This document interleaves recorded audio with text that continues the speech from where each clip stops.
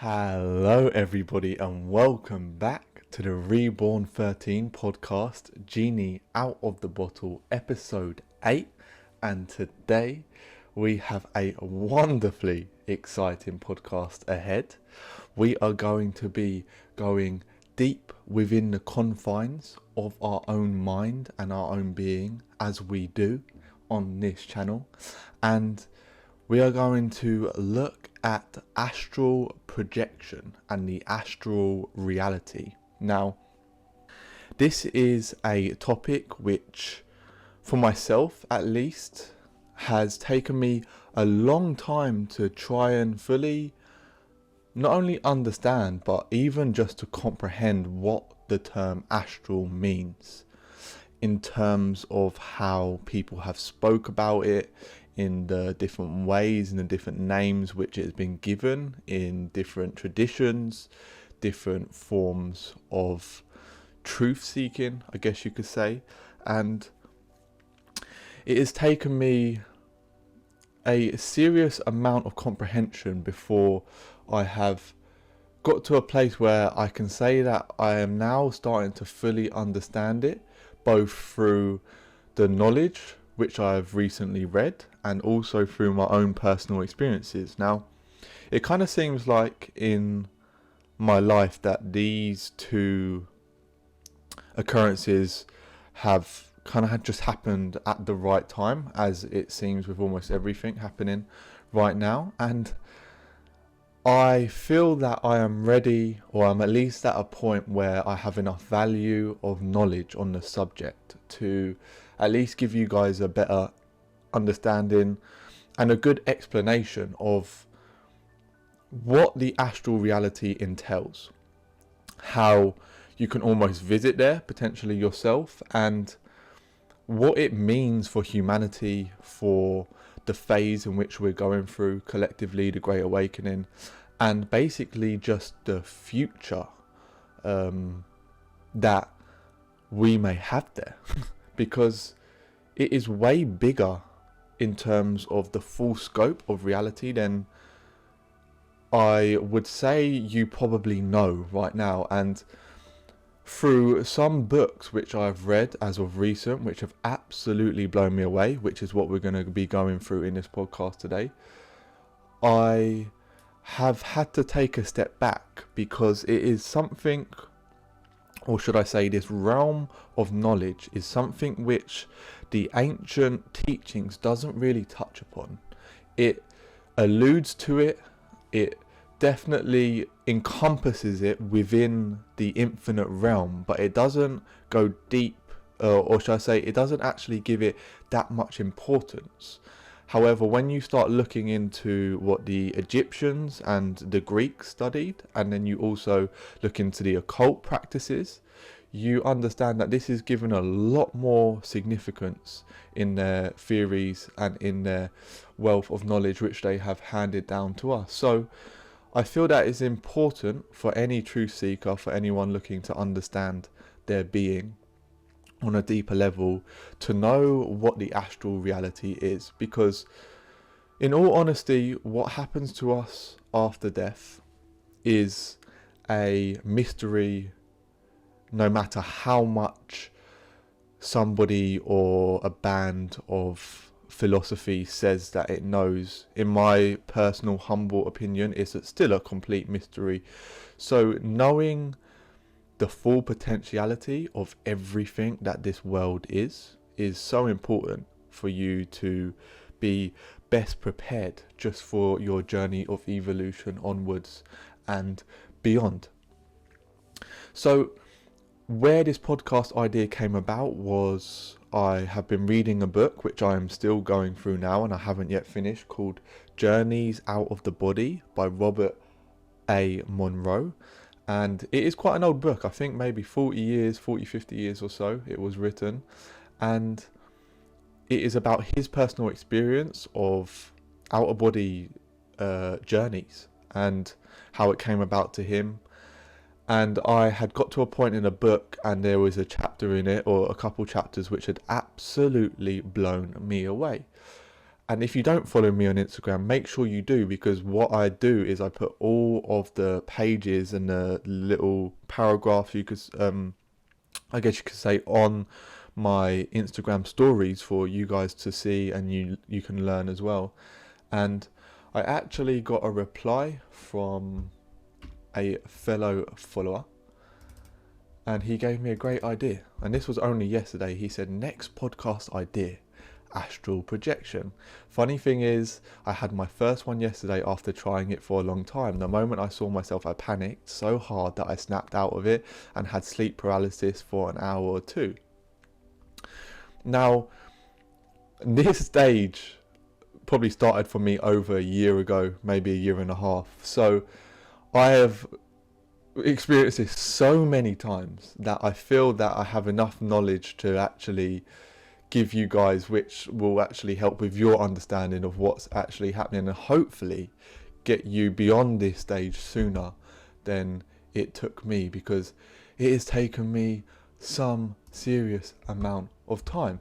So yeah, the podcast is going to consist of me taking the little small snippets of the book which I read yesterday. So I think there's maybe about 3 pages which we're gonna go through, 3 or 4 pages, and alongside that I'm just going to give my explanations the same way I have done in previous podcasts.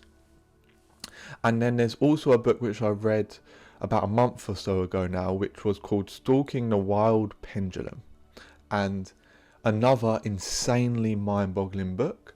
And we are going to use some pages from that as well. We're going to read through that to support the other material, and again I'm going to bring it all in together in one, and then I'm going to obviously explain as we go along to give you guys a better understanding. I'm going to add in maybe a few of my personal experiences in along the journey of this podcast, and I'm going to use maybe a few pictures and illustrations maybe throughout and towards the end to kind of help you guys develop a picture in your own mind as to what is actually happening when you have these out-of-body experiences. Now, obviously, there may be some of you listening who are prolific in out-of-body experiences and actually genuinely know what it entails. There may be some of you who have kind of happened to by accident. There may be some of you who have the same way as in the message, who have just experienced it and your fear just gripped you back. And then there may be some of you who have no idea that it's even possible. So it is going to be an eye-opener, I'm sure, for all of you. I hope you're going to find a whole load of value stored within. But I'm sure you are now getting slightly uneasy because you're like, let's just get into it. So I'm going to stop speaking and we are going to start moving. However, to start, as I deem necessary, always, short disclaimer, and I'm not going to spend too much time dwelling on this because we have been through it multiple times before in our previous podcast.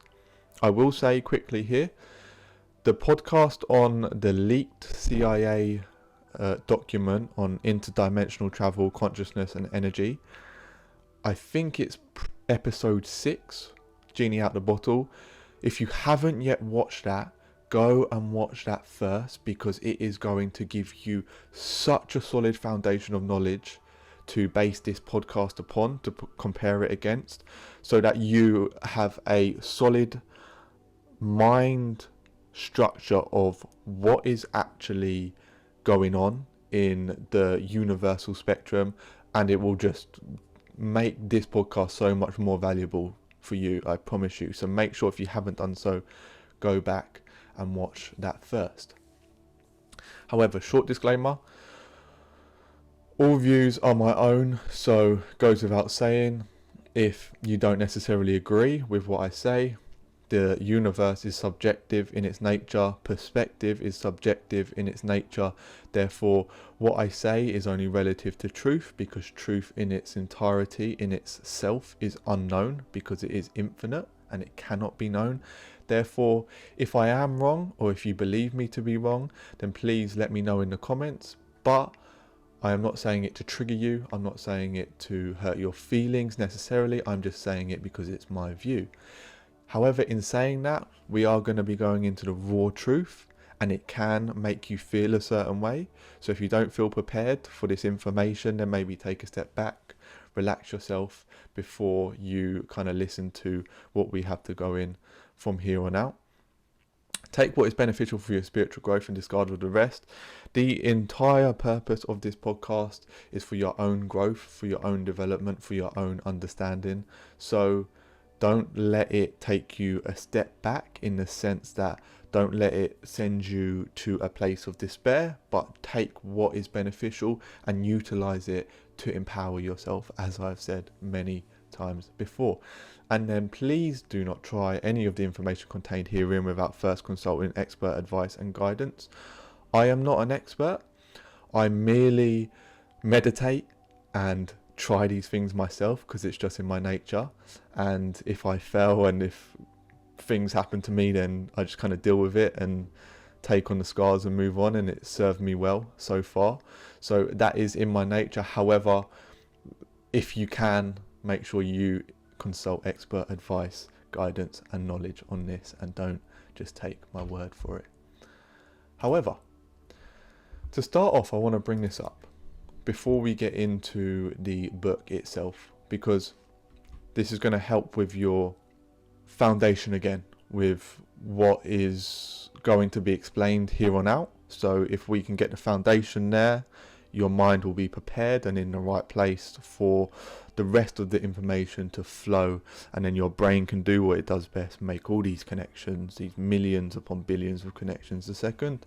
And yeah, you're going to leave here with a whole load more or a broader perspective to go and better your life with and the people around you. So the universe is music. To be in touch, you have to tune to its frequency. That's why your heart beats and your inside are called organs. The rhythm of all is found in the all. So what I want you to grasp here by looking at this illustration, this picture, is that the entire universe is frequency, is vibration. And the primary vibration of the universe is love, okay? Because if you didn't have love, why would you want to live? It is the universal concept that underlies everything, I guess you could say. And all that vibrates is moving, and it is vibrating at a certain frequency, and that frequency is giving off a certain sound, and through that sound and light is creating the image with which we see reality. However, the infinite realm through which we have all derived our source from is infinite, which means that the reality which we see, three-dimensional reality, is an enclosed pattern, because it has to be. It has to be limited so that you can define one point by the other. So if the source is infinite, yet we're in a confined pattern, then what's to say that there isn't an infinite amount of confined patterns within the infinite? Which means that this is just one pattern of a potential infinite others which are giving birth and dying every second, including within you and outside of you, as this great illustration shows here, how it could just, it just sparks your curiosity and your thought crazily. Then what we're about to go into becomes totally more feasible. So the reason why I'm showing you this is because I want you to grasp the concept that we are infinite in our nature, and that to open your mind to look past the scientific dogmas of the past and just let your mind run, like have no preconception about what reality is, and just open yourself up to any single possibility, and you will find not only will you marvel and fascinate in the complexity of the creation that this is, but you will also just allow yourself the ability to actually start questioning the old doctrines and actually move towards a brighter future.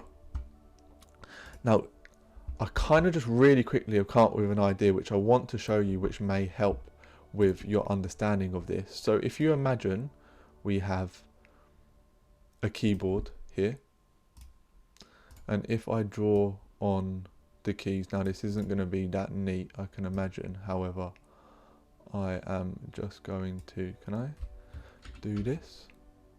No, we're not even going to bother. Right, so I'm going to quickly draw on the keys here, so bear with me because this will make sense. Actually, if I get rid of that one, there we go.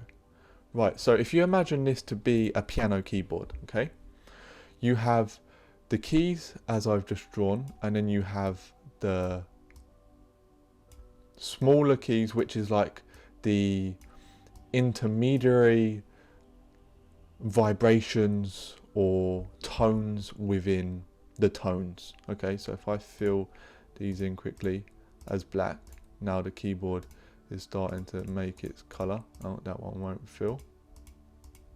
No, okay, we're just going to leave that. So each of the keys plays a particular note. Every key has a different note which manifests a different sound, okay? Now, what you're trying to do is you're trying to take this set of keys and create a harmony. That's what music is. Now, you have jumps from each key, which is a different note. So you also have smaller jumps, which allows you to cross the notes at a smaller distance to create more harmony, so you can create a flow. That's what the universe is doing. Now, if you imagine this entire keyboard here to be our universe, so from here to here is the spectrum of our universe. Now, this is an octave here, okay? So if we put octave, this is one octave with which we know the three-dimensional reality to be. This is all our sound frequencies in one. If we was to travel, let's say, to the astral reality, now the astral reality is going to make more sense towards the end, but I'm just going to use the term here for simplicity's sake. If we was to travel to the astral reality, what we would be doing effectively is going through what is known as the Great Void. And the Great Void here is the infinite realm. Now, what we would then effectively do is come out, if I do this, into a new octave of sounds, whereby a whole nother reality exists in a completely different octave. So this is a movement through dimensions. Now we're existing in a new dimension here. But to get there, we have to go through the infinite realm, the void. And to get through the void, we can't carry any of the physical matter because physical matter doesn't exist in the void. So to get through the void, we have to then travel through it, and to travel through it, we have to then ascend into our light bodies, because we have to be able to move past the speed of light to get through the void, because the void is beyond all the speed of light. So when we travel to, let's say, the astral reality here, what we are doing is we're moving through the void. Now, this void can only take place, or you can only move through it, when your analytical mind has completely stalled. This is why it happens when you're in meditation, it happens when you're in sleep. So here is just a great way of visualizing that, how one universe of reality can exist here, and then another universe of reality can exist here.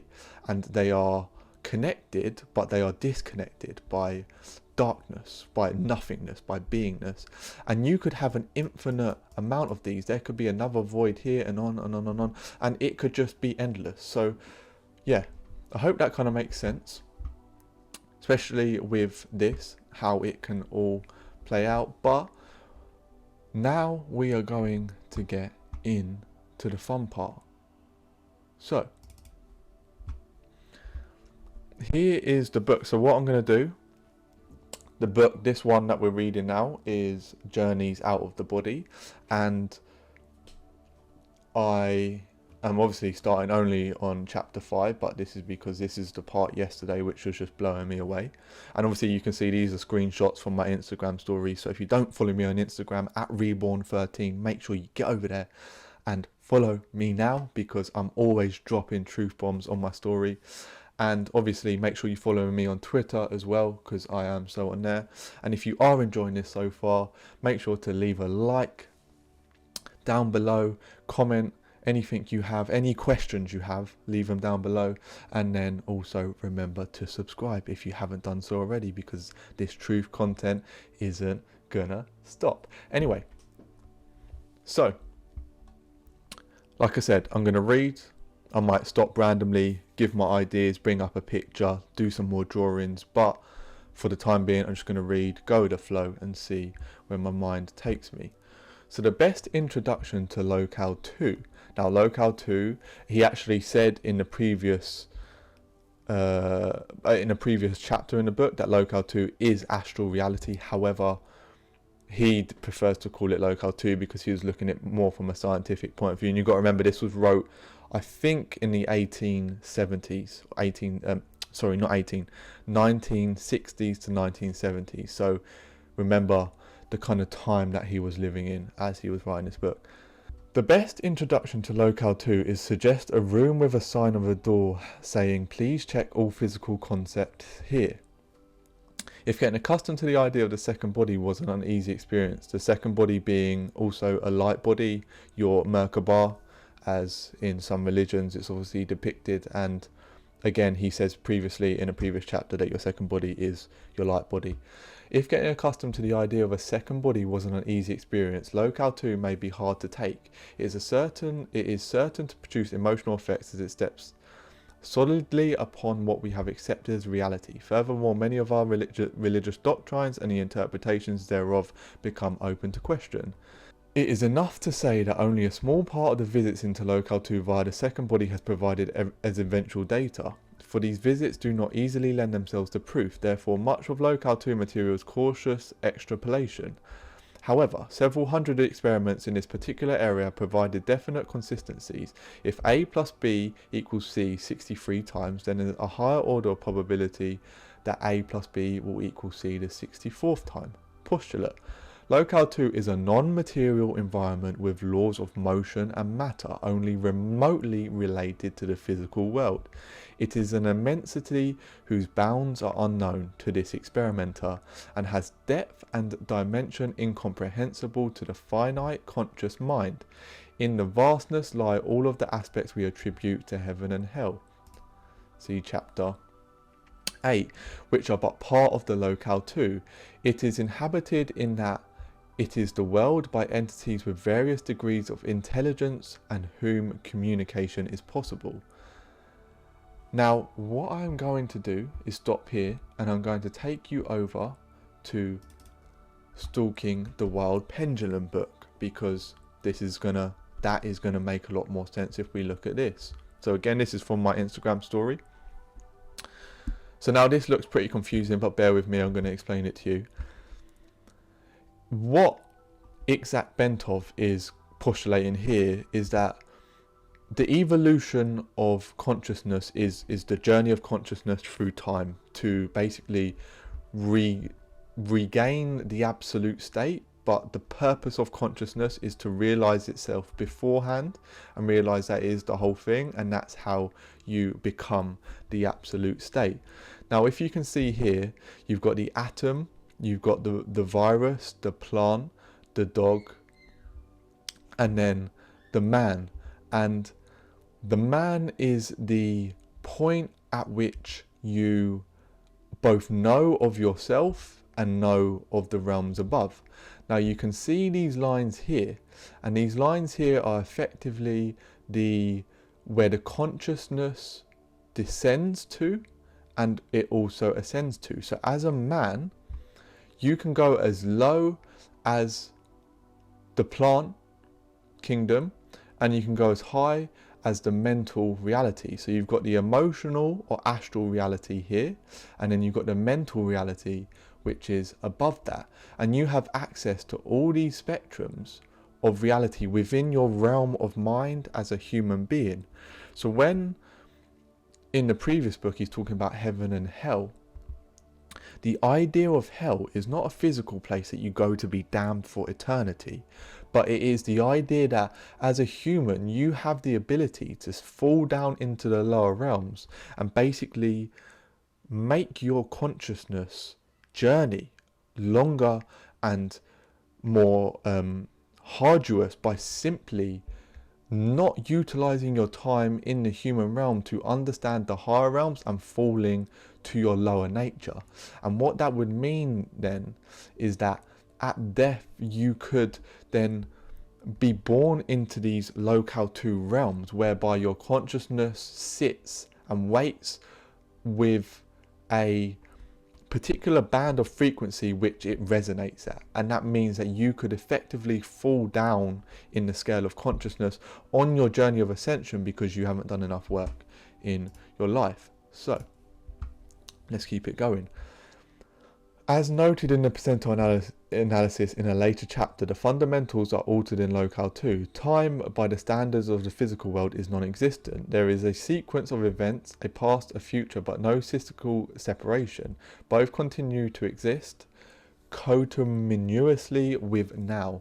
Measurements from microseconds to millennia are useless. Other measurements may represent these factors in abstract calculations, but this is uncertain. Laws of conservation of energy, force field theories, wave mechanics, gravity, matter, structure all remain to be proved by those more versed in such fields. Superseding all appears to be one prime law. Locale 2 is a state of being where which we label thought is the wellspring of existence. It is vital creative force that produces energy, assembles matter into form, and provides the channel of perceptions and communications. I suspect that the very self or soul in locale 2 is no more than an organized vortex or warp in this fundamental. As you think, so you are. So what you kind of want to gain from this here is that time is just a concept of three-dimensional reality. Yet, once you transcend time, you go into the realm of mind. And in the realm of mind, if you can increase your frequency, so you increase your power to that point, you then move into this higher reality, the astral reality, which is deemed locale 2 here, which is a non-physical state, but your mind, you have now accessed the powers of your mind where you can manifest reality instantaneously. So in going into the astral reality, if you are still stored up emotions of fear or of anger, of hatred, of all the low negative emotions, then that's all you're going to manifest in this reality. So what you have to do almost to get into this reality and be calm there is rid yourself of all the lower emotions, which is done through by meditation practice, lifelong meditation practice, and surrendering them to the love that the universe has to offer, because what the universe is effectively giving you back is more access to actually be able to manifest your reality at will through literally just your mind.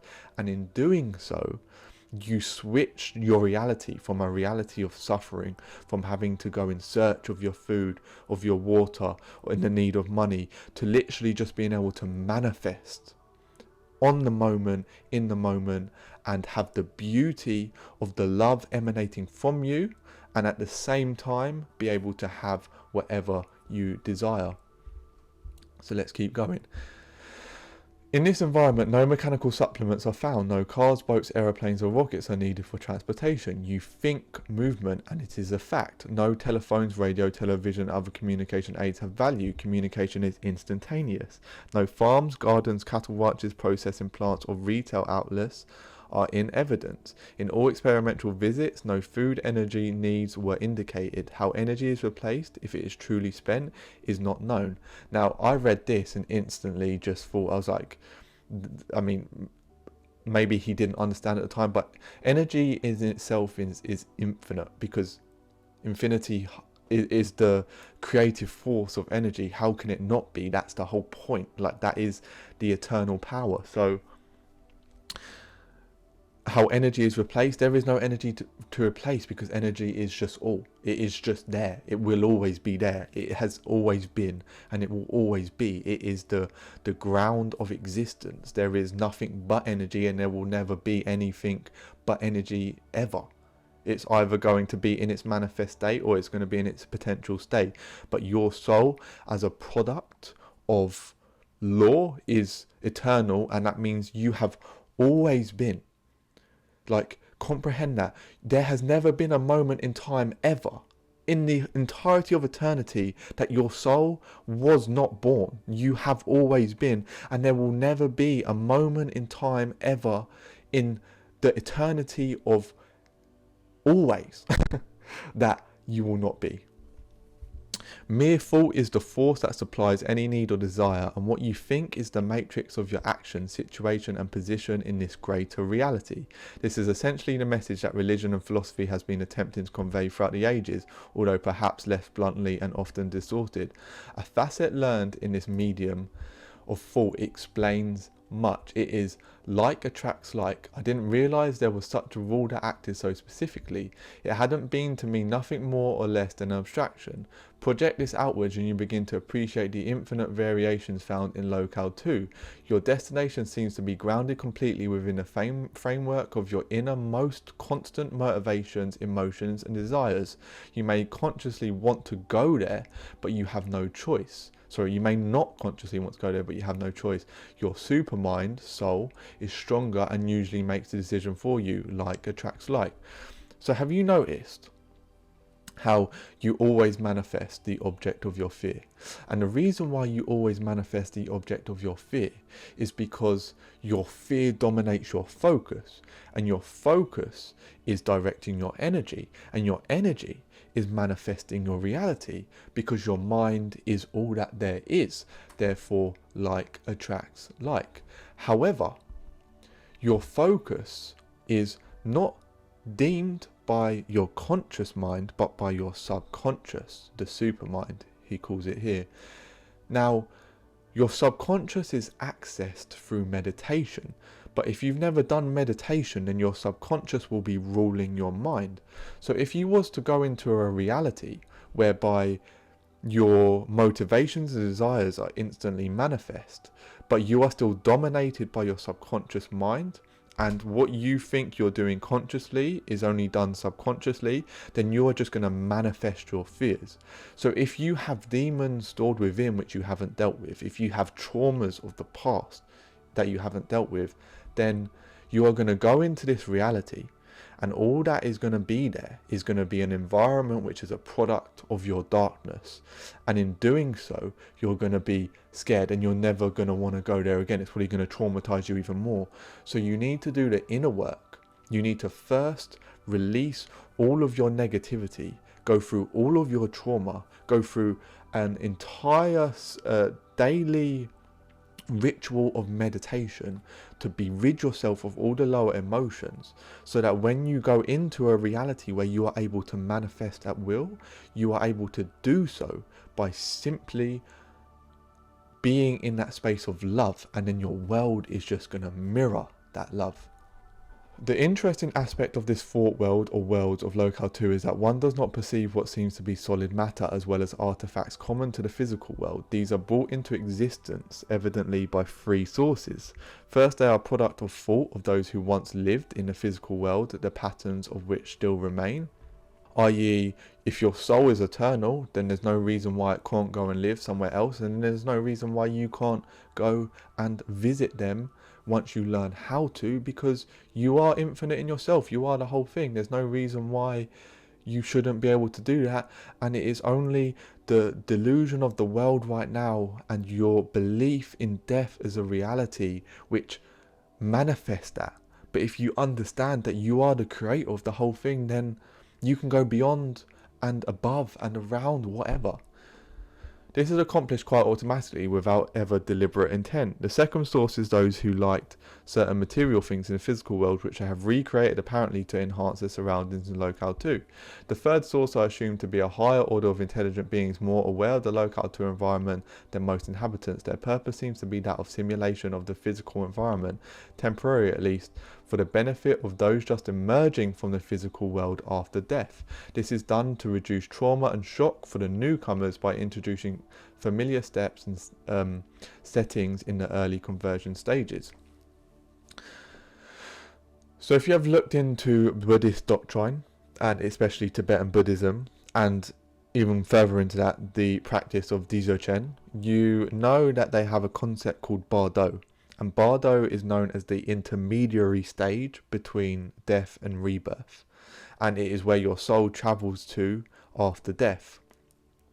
And it is deemed to be a non-physical area whereby you still have some sort of conscious thought, and you can utilize that to basically be able to ascend into the higher realms. However, if you've done no practice of meditation in your life, and that you never comprehended yourself and come to know yourself, then at death you will effectively ascend into this realm, but you'll be powerless because your subconscious will rule, your fear will manifest itself, and you will fall into the lower realms, which will result in another rebirth in a realm which causes suffering. This is their idea. Now that you know that this is real, as in the sense that it has been experienced by multiple people, then you are actually in the position where you're like, okay, maybe rather than just sitting in front of the TV watching Netflix, I should be meditating here, because if I do and I berid myself of all this fear, I am putting myself in a position after death whereby I am in the best place to overcome anything that is presented to me. Because if you are ignorant to the fact that you think that you know what death is, then you don't know, because no one does. It is infinite in itself. It can be anything. Therefore, for you to just believe that you know, then you are, I would highly recommend understanding the complexity of this world. By this time, one can begin to understand the relationship of the second body to Locale 2. Locale 2 is the natural environment of the second body. The principles involved in its action, composition, perception and control are all correspond to those in Locale 2. This then is why the majority of exponential travel attempts took me involuntarily somewhere into Locale 2. The second body is basically not of the physical world.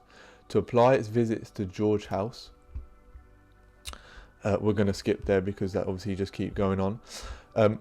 All of the experimental visits to this area have helped little to formulate a more acceptable theory. The most acceptable is the wave vibration concept, which presumes the existence of an infinity of worlds all operating at different frequencies, one of which is this physical world.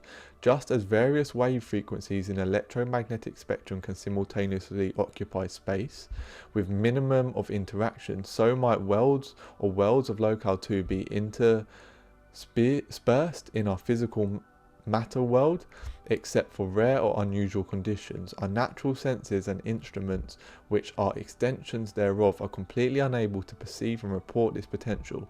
If we consider this premise, the where isn't answered neatly. Where is here?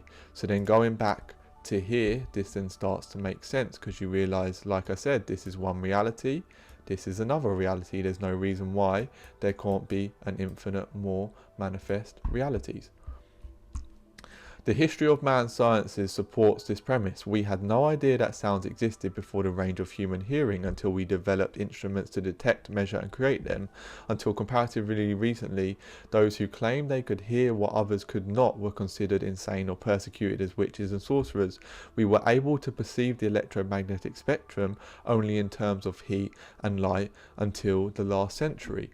So understanding here, I think I said this, actually I made this point in my previous podcast, that think about it of the wave spectrum, the visible wave spectrum. Let me actually see if I can bring this up here. Visible. Oh.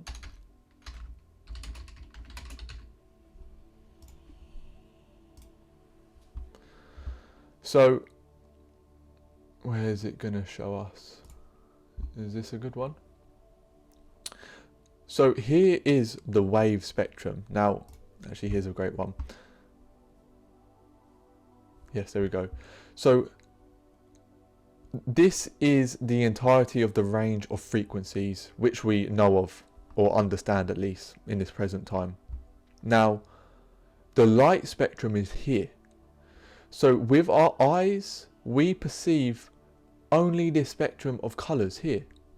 Yet, there is this entire band of frequency of vibrations which are flowing all around us, communicating in the form of radio, microwaves, x-rays, all different types of waves, which are we are completely blind to. Yet, if you didn't know through science that these were even, you wouldn't even know these were here. If you was just born and given no information, you would think that this is the entire world, yet you have this entire world of frequencies existing outside of your perception.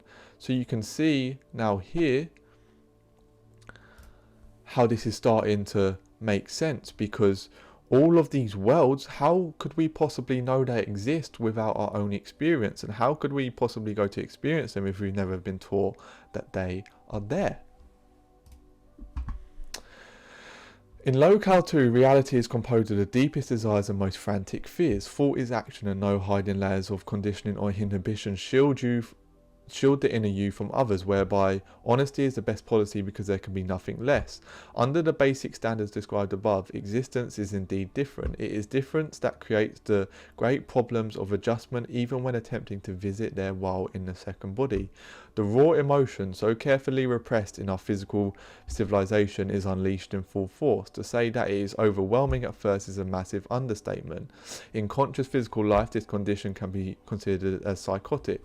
So, have you ever noticed how, if you're a particularly fearful person, when you dream, I can almost guarantee that your dreams are, in some sense or another, fearful, manifesting that fear. Now, why are they doing this? Because in your physical life, you are never putting yourself in a position where you're fearful because you're scared of it, right? So what do? You bury it away. You constantly say, no fear, I don't want to feel you, because you're scared of it.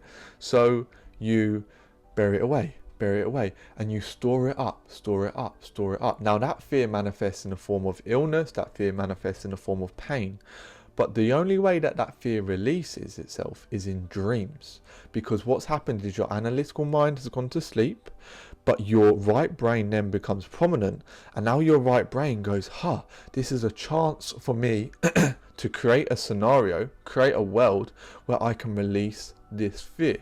So if you haven't dealt with that fear, then if you was to ascend into your light body and you was to move into this astral reality, now through our understanding, you know that this astral reality is just a non-physical version of this reality, a higher, more energetic reality.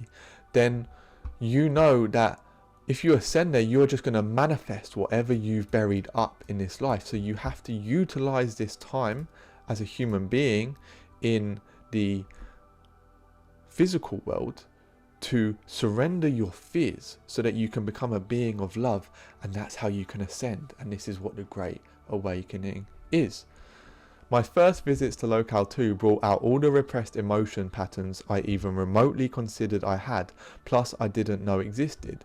They so dominated my actions that I returned completely abashed and embarrassed at their enormity and my inability to control them. Fear was the dominant theme, fear of the unknown, of strange beings, non-physical, of death, of God, rule-breaking, of discovery, of pain, to name only a few.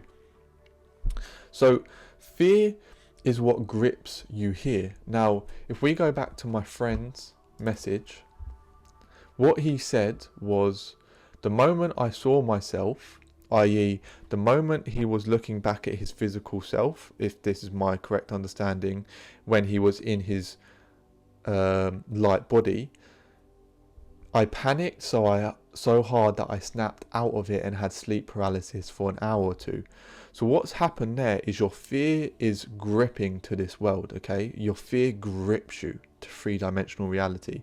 Now, The reason why our entire societal structure is based upon the foundation of fear is for that exact reason. That if you realize that you are infinite being and that you have the ability to ascend into a new reality, a new realm where you can manifest things instantaneously, then effectively, why would you stay here? That is the question.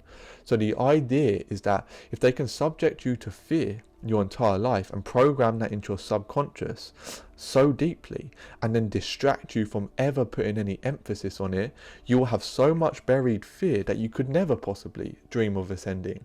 Even at death, you're going to have so much fear present in your body, in your soul, that at the time of death, there's no way you're going to ascend up the arc, because you are just going to be stuck in the three-dimensional realm. So the moment I panicked so hard I snapped out of it, what happened was the fear basically pulled him back into the physical reality, because he had calmed himself to a point where he ascended, but the fear instantly pulled him back. And then he had sleep paralysis. Now, when you go into this reality, when you go into a dream, it's now scientifically proven that your mind actually paralyzes your body. And it does so that when you're dreaming and you're running and you're flying, you're jumping, whatever you're doing, you're not doing the same actions in your body. You're not jumping around in your body, etc. So it's actually a mechanism that your body uses just to keep you safe. So a lot of people fear sleep paralysis itself. Now, I went through a huge stage where this started happening to me because I kept doing this. I kept going through this stage and I'd fall back into my body and I'd go through sleep paralysis, and it would terrify me because obviously you're in your body and you're conscious, but you can't move. Yet, if you realize that this is just a actual safety mechanism, you switch your perspective. Now, what I've learned since is that if you do experience sleep paralysis, to get out of your paralyzed state, focus intensely on your mind's eye. So when in that state, close your eyes, focus intently on your mind's eye, put all your focus on your body at the same time. So scan your body and take deep breaths in and feel the spirit flow through, and then completely breathe out, relax yourself, maybe do it 3 times, and then open your eyes, and then you will just find yourself be back. You'll find yourself be able to move. And if that doesn't happen, keep doing it, but don't fear, just stay calm. You know that your body's eventually just going to come back. It's just taking time for your brain to adjust. Now, this is the next chapter. So before we go on to locale 3, because this absolutely blew me away, I want to bring up some pictures to help with your understanding again of what we had just gone through. So here is a little depiction of kind of what we talked about. So the human being, the end of the ego, the great understanding, so insight, intuition, knowledge, cognition, the end of the physical universe, so going into a new octave, the crystal world going into a new octave, the golden world going into a new octave, the diamond world, and then moving into the absolute infinity. Now, I'm not saying that this is the actual structure, but it's just a way of you trying to comprehend that there is realms above and beyond us that we have never been taught, we have never learnt about, yet are entirely real and exist past this realm. Here is an occult depiction, so the constitution of man. So you have the physical at the bottom, the emotional astral plane, then you have the mental plane, the intuitional plane, the spiritual, the monadic, and then the divine, the infinite. And you can see where each manifests: the mind, the will, wisdom, activity, intuition, spiritual will, and how it all kind of constitutes there. And then also, I've shown you this before, but this is your light body. So this is the Merkaba, the way of utilizing, the way of moving through these dimensions if you was wanting to do so consciously. And then obviously this is from the book again, Joe Dispenza, Becoming Supernatural, movement of the stored energy. So the chakras, moving the energy up, creating the torus field, which is how you go about creating your light body, moving from the material reality into no reality, into the oneness reality. So that's effectively the ascension. And then finally this here, the I guess you could say characteristics of each density of existence. So remember, the higher the density, the higher the ascension, yet you become effectively less dense as you move up, because truth is paradoxical in itself. And then these are the characteristics of your consciousness, of your ascension throughout this and the plane. And finally, one more picture. Again, this is just another depiction of the down below, the earth, the middle earth, the human world, and then ascension up above. So here, this is again back stalking the wild pendulum. So you can see the evolution of consciousness from mineral to plant to animal to human to emotional, spiritual, and then the I, effectively the almighty power, which is at the top, the sun, the all-seeing eye, the all-knowing, omnipresent, omniscient. And I'm going to bring this up to kind of help explain again what we looked at in this picture here. If you remember me talking about how you can exist, your consciousness can exist in these realities, even being just as a human. You can then see here, now I've probably just lost that previous one, which I'm going to just click it up again. So you can see here the animal realm.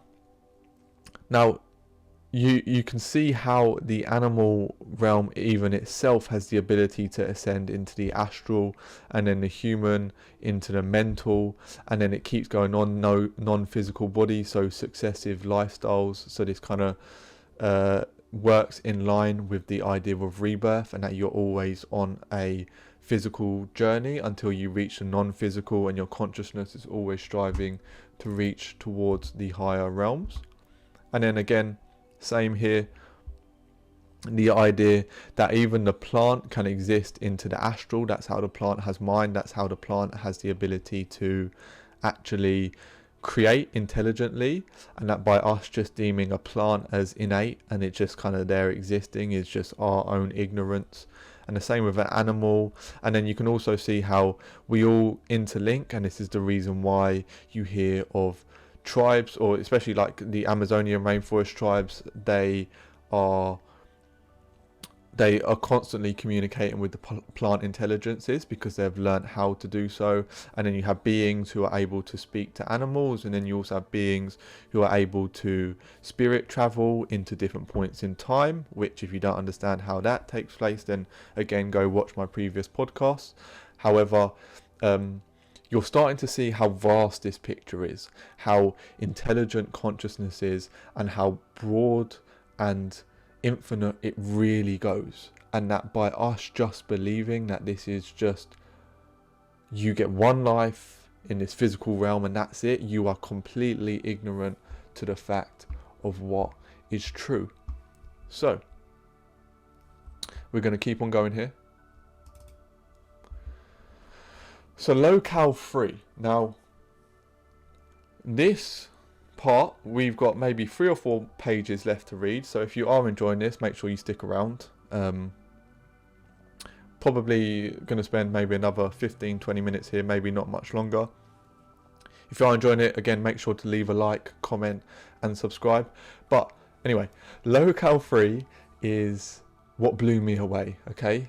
And obviously we're going to read through this together, and because I had never comprehended this before, and I can't properly explain to you what this locale 3 is, and that's why I've added it in, because I just want to give you my interpretation of my kind of mind blown. And then maybe as I finish the book I might do a second part to this and kind of give you a better explanation. But let's get going.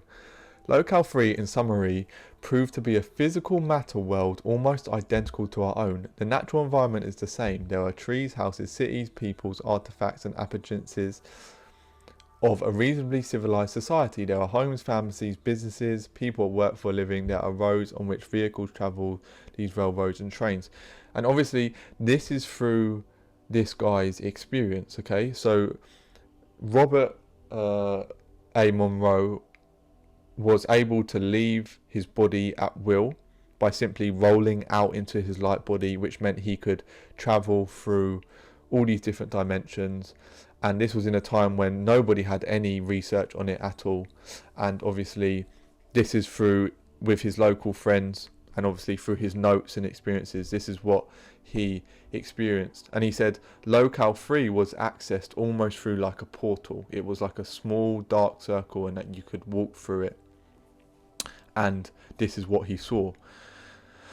Now, for the almost, at first, the thought was like locale 3 was no more than some part of our world unknown to me and those others concerned. It had all the appearances of being so. However, more careful studies showed that it can be neither the present nor the past of our physical matter world. The scientific development is inconsistent. There are no electrical devices whatsoever. Electricity, electromagnetics, and anything so related are non-existent. No electrical lights, phones, radio, television, or electric power. No internal combustion, gasoline, or oil were found as power sources, yet mechanical power is used. Careful examination of one of the locomotives that pulled a string of old-fashioned looking passenger cars showed it to be driven by a steam engine. The cars appeared to be made of wood, the locomotives were metal but of a different shape than ours now obsolete. The track gauge was much smaller than our standard tracks, smaller spacing smaller than our narrow gauge mountain railways. Now, I don't know about you, but this is where this really started to blow my mind, because it is showing that there is the potential of an infinitude of beings that are coexisting right now as realities, and they're living their lives as we are, in a completely different evolution process, in a different band of time, yet potentially believe their world to be the only world and are living it like we are living ours. Like, that is mind blowing. And yet the scientific development is completely different. Well, not completely different, but there's similarities, but yet major differences. And that's just insane. Like that, like, I had known this in my head, I had known this in my being, because it is just, if you comprehend infinity in itself, it has to encompass it. But still, to actually now know that someone's gone and seen and experienced that as a reality is mad. But anyway, this gets even more insane, so I'm going to keep reading. I observed the servicing of one of the locomotives in the detail. Neither wood nor coal was used as a thermal source to produce steam. Instead, large vat-like containers were carefully solid from under the boiler, detached and rolled by a small cart into a building with massive thick walls. The containers had pipe-like protuberances extending from the top. Men working behind shields performed the removal, casually cautious, and did not relax their automatic vigilance until the containers were safely in the building and the door closed. The contents were hot, either through heat or radiation. The actions of the technicians all seemed to indicate the latter. The streets and roads are different, again, principally in size. The lane on which the vehicles travel is nearly twice as wide as ours. Their version of automobile is much larger. Even the smallest has a single bench seat which holds 5 to 6 people abreast. The standard unit has only one fixed seat, that of the driver. Others are much like a living room chairs placed around a compartment that measures some 15 by 20 feet. Wheels are used but without inflated tyres. Steering is done by a single horizontal bar. Motive power is contained somewhere in the rear. Their movement is not very fast, at something like 15 to 20 miles an hour. Traffic is not heavy. Like, he's describing a whole nother reality that he experienced. Like, that is just, it hurts my brain to comprehend how. Like, wow. Wow. There's a whole, and obviously this isn't just one. There's an infinity of worlds right now existing. And yeah, like, wow. Self-powered vehicles exist in a form of a four-wheeled platform that is steered by the feet acting upon the front wheels. A mechanism pumped by the arms transfers the energy to the rear wheels, much like the children's rowing wagons of some years back. They're used for short distances. Habits and customs are not like ours. What little has been gleaned implies a historical background with different events, names, places and dates. Yet while the stage of man's evolution, the conscious mind translates the inhabitants as men, seems to be identical, technical and social evolution are not completely the same. The major discovery came soon after I gathered the courage for extended expeditions in Locale 3. In spite of early indications, the people that were not aware of my presence until I met and merged temporarily temporarily and involuntarily with one who can only be described as the I who lives there. The only explanation I can think of is that I, fully conscious of living and being here, was attracted to and began momentarily to inhabit the body of a person there, much like myself. So now, you can see, right, that you, in your infinite entirety, potentially has infinity of yous living within every world, because you are one with them all. But the fact that he was able to go and merge with his consciousness, but in this other world, and become him there, is just mad. Like, that is just mad. So this instantly made me think back to a podcast which I was listening to, and I have absolutely no idea of what podcast it is, because it's probably about 6 to 8 months ago now.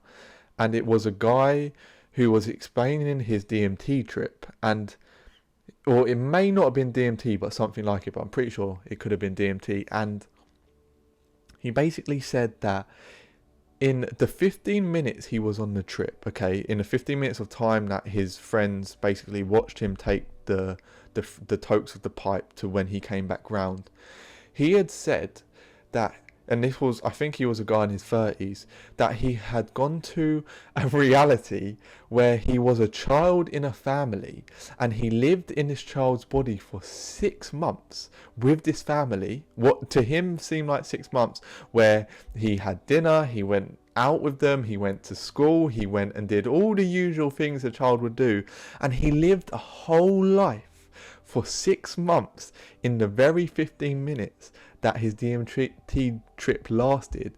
And he come back and he said, obviously, to his friends, he was like, you are not gonna believe what just happened to me. And when you hear a story like that, you think, how? Like, there's just no way, or whatever you want to place. But now you can start to, when you read this, you're thinking, well, maybe he just went to a different reality of himself and just decided to live there for 6 months. Like, you're starting to get to a point where nothing seems improbable. When this took place, it began to be an automatic process. When I went to Locale 3, I simply took over his body. There was no awareness of his mental presence when I temporarily displaced him. My knowledge of him and his activities and his past from his family and what was evidently his brain memory bank. Though I knew that I was not he, I could feel objectively the emotional patterns of his past. I had wondered what embarrassment I had caused him as a result of the periods of amnesia created by my intrusion. Some must have brought him much distress. So here, which then suddenly dawned on me, was, is it then possible for a you from another reality to infiltrate your mind? And then in doing so, is it possible that that entity can then overtake your reality for a certain time when you're unconscious? And then that could explain why you have these erratic thoughts which come into your mind, where you're like, why do I think that? Or why have I thought that? Or why did I do that? Or even when you're performing an act and you've just been doing something for 2 hours and you're like, I don't even remember doing that. Like, it's almost like you wasn't there. It's like, is me coming into me? Can people come from other realities and come into me? So this is a reason why you've got to meditate, because you've got to be aware of those thoughts, man. You got to get to know yourself. But we're going to keep on going. Here is his life. I, there at my first intrusion, was rather a lonely man. He was not particularly successful in his field, architect, contractor, not too gregarious. He came of what might be classified as a low-income group and succeeded in going to the equivalent of a minor college. He spent much of his early career in a large city in an ordinary job. He lived on the second floor of a rooming house, took a bus to work. It was a strange city to him. He made few friends. The bus, incidentally, was very wide, seating 8 abreast, and the seats rose behind the driver in successive higher tiers so that we could all see the road ahead. My first intrusion caught him just as he was getting off the bus. The driver looked at him suspiciously. When I tried to pay a fare, it seemed that none was charged. It's like this other him in another reality had a full spectrum of emotions, an entire life habitual process. He had a job, he had a car, like, mad. Just wow. The next intrusion came at emotional crisis. I there met Leah, a wealthy young woman with 2 children, a boy and a girl, both under 4 years of age. Leah was sad, wistful, and somewhat preoccupied person who seemed to have experienced some major tragedy in her life. This had some relationship to her former husband, but was not clear. So now there's relationships in this reality. Like, it just is. I honestly, you can see now, I'm just, yeah. And then we're going to finish here, because I'm sure if your mind has been blown as much as mine, and this last paragraph here is, if you haven't already seen it on my Instagram story, be prepared, because it's about to take you to a new dimension. The most important assumption is that locale 3 and locale 1 here now are not the same. They are based upon differences in scientific development. Locale 3 is not more advanced, perhaps even less so. There is no time in our known history where science was at the locale 3 stage. If locale 3 is neither the known past nor present, and not the probable future of locale 1, what is it? It is not part of locale 2, where only thought is needed or used. It might be a memory, racial or otherwise, of a physical Earth civilization that predates known history. It might be another Earth-type world located in another part of the universe, which is somehow accessible through mental manipulation. It might be antimatter, duplicate of this physical Earth world, where we are the same but different, bounded together unit for unit by a force beyond our present comprehension. Dr. Leon M. Lederman, professor of physics at Columbia University, has stated, basic physics is completely consistent with the cosmological conception of a literal anti-world of stars and planets composed of atoms of antimatter, which is to say negative nuclei surrounded by positive electrons. We can now entrain the intriguing idea that these anti-worlds are populated by anti-people, who anti-scientists are perhaps even now excited by the discovery of matter. Now, if that does not blow you away, then I don't know what does. So, this locale 3, which he talks about, isn't the emotional, the astral reality, because the astral reality is non-physical, yet it is physical in itself, but it's completely different. It has no coherence with our past or our future on Earth, yet is very similar, yet completely different. And there's an entire world living there, and if there's an entire world living there, that means that there's an entire other spectrums of worlds. So this reality through which you're looking now is just one reality that you are a part of, but you have access to an infinite amount of them, an infinite amount of timelines, which may be both coexisting all at the same time, and you fluctuating in and out of different realities to create the foundation upon your reality. Honestly, I think we're going to call it a day, because that is just absolutely mind-blowing. So, to summarize, what we know is that reality is a spectrum of frequencies. The spectrum of frequencies manifests as sound as light. The manifest of sound as and light, the manifestation, of sound and light is what gives rise to the pattern, which is what gives rise to reality. Each reality is a confined pattern of geometric patterns themselves, which have to be limited by their nature so that you can define one point to the other. You have the absolute sphere, which is at the top, which is what all evolution is striving towards. And that absolute sphere, because it's infinite in its nature, has the ability to manifest infinite amounts of realities within itself, infinite amounts of limited patterns, which means that if you are able to travel through the great void, you are then able to access new octaves of reality, new frequencies of different realities. Yet, in your reality which you're living now, there is an infinite amount of co-realities existing always, and it is your ability, your intention, which sets and collapses almost the reality of this physical world into the material world whereby which you move, yet there is anti-worlds which are playing out the timelines of the actions which you did not take, yet are still coexisting in worlds with which you believe yourself to be real, and you are not experiencing them, but you are. So I'm going to let you go away from this. I'm going to let you go and ponder on this. What I will say is meditate, understand yourself, understand your own infinite nature, come to know who you truly are, know that you are no one in your essence, but by knowing that you can come to then transcend this world, because you can lose your fear of the world, you can lose your attachment to this world, and you can become your own world within yourself. It's amazing, it's blissful, it's beautiful, and if you can understand that, you are open to just your dreams are beyond the next door. You are there already. But guys, if you have enjoyed this podcast, please remember to leave a like on the video. Make sure you comment down below any thoughts that you have, as I'd love to hear your opinions on what we have just gone through.